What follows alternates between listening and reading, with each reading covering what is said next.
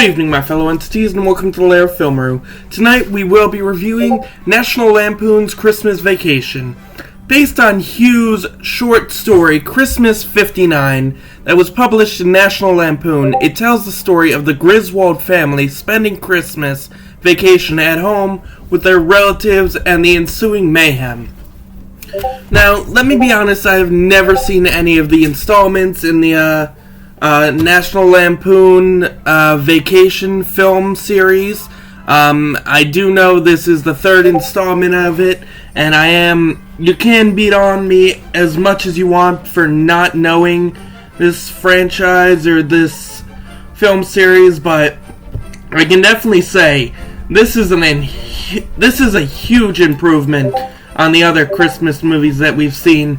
I mean, this only came out, say, a year after Scrooged, and this is 100 times more funny. I mean, let me just say, John Hughes makes a really good movie. I mean, he is known for some great ones, like, he's done, I'm pretty sure, every National Lampoon's movie. He's done 16 Candles, one of my favorite 80's, movies with Molly Ringwald. I really love Pretty in Pink, Ferris Bueller's Day Off, one of a lot of people's favorite movies out there.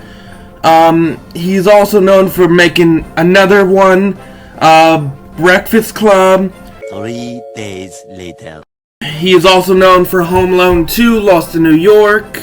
He's also done Dennis the Menace, Baby's Day Out, Miracle on 34th Street, 101 Dalmatians, Flubber, Home Alone 3. Thousands of tears later.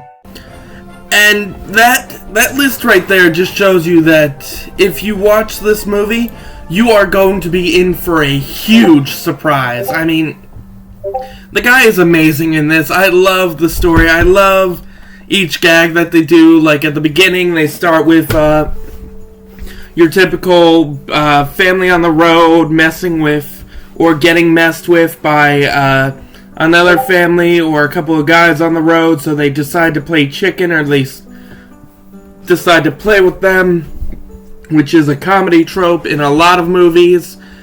There's also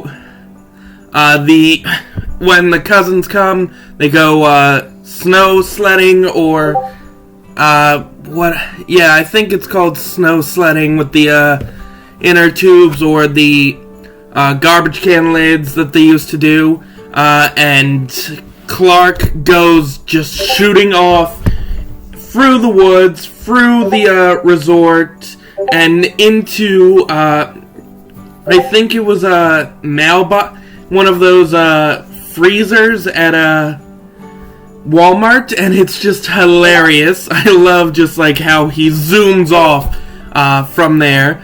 I also love the whole gag of Clark trying to get the lights to work. We then find out that it's connected to the garage light, and every time it turns on, it's just like this bright ass light that's knocking out the neighbors. We got some pretty funny gags with them where, again, with the Christmas lights, they get knocked down the stairs.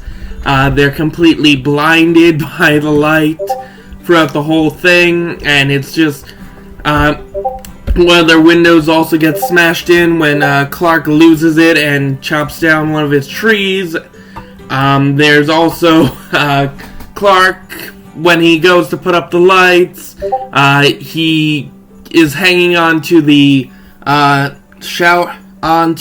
rain drain, and it sends a piece of the drain into in through one of the windows of the neighbors, and it destroys their stereo system. It's just, there are so many funny physical gags in this.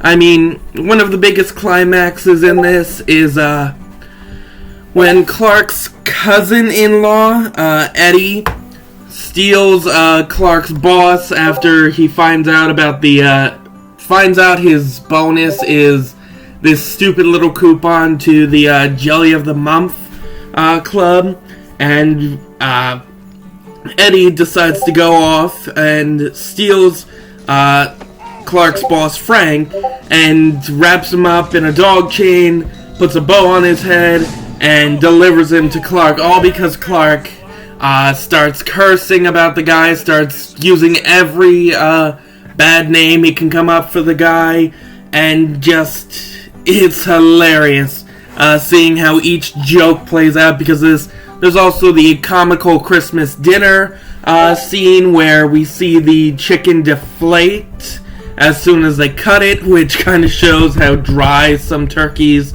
can become during the holidays if you cook it too much. We see Uncle Lewis, apparently he's this really old character in there.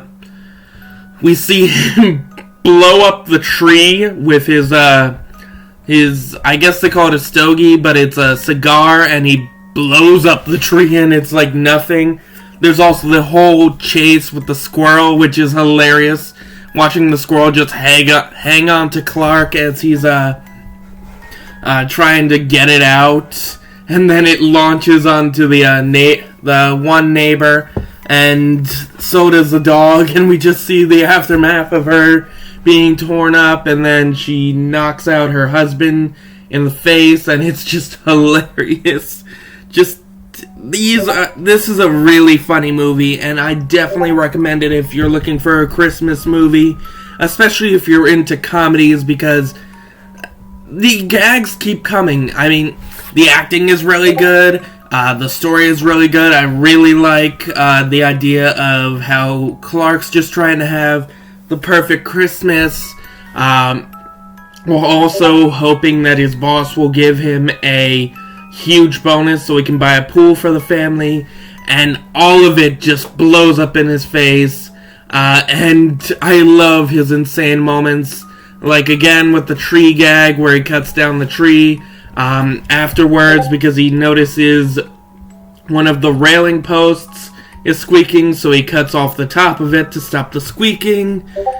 It's just, this is a really good movie, and I love it, and it kind of makes me want to watch the rest of the National Lampoon movies, but it's just really good, and I love the ending, how the SWAT team just comes in to save Frank, and after they learn that Frank ended the bonuses, the one police chief is just like, if I were you, if I was your employee, I would knock you out or something like that. But it's just hilarious, and I also love the little gag where Aunt Bethany in this very senile old woman keeps on, like for Grace, she says the national anthem, and then at the end of the movie, she does it again, she does the Pledge of Allegiance for Grace, and for the ending of the movie, instead of like your typical, ooh, like the Peanuts did, they did like the national anthem, and it's just, this is, like, she is so senile in this movie, and it is hilarious, and I just really love the, all the gags, all the, just how weird this movie is for a Christmas movie, and it is definitely a step up from movies like Scrooge. It's still not completely, it's above Jack Frost, but I still like Jack Frost as much as it. But this movie was definitely the perfect comedy, and it was hilarious. And actually, we're recording this on December 2nd, which means it came out yesterday in 1989, where Scrooged came out in 1988. So it shows that it only took a year for the comedy for Christmas movies to really ramp up.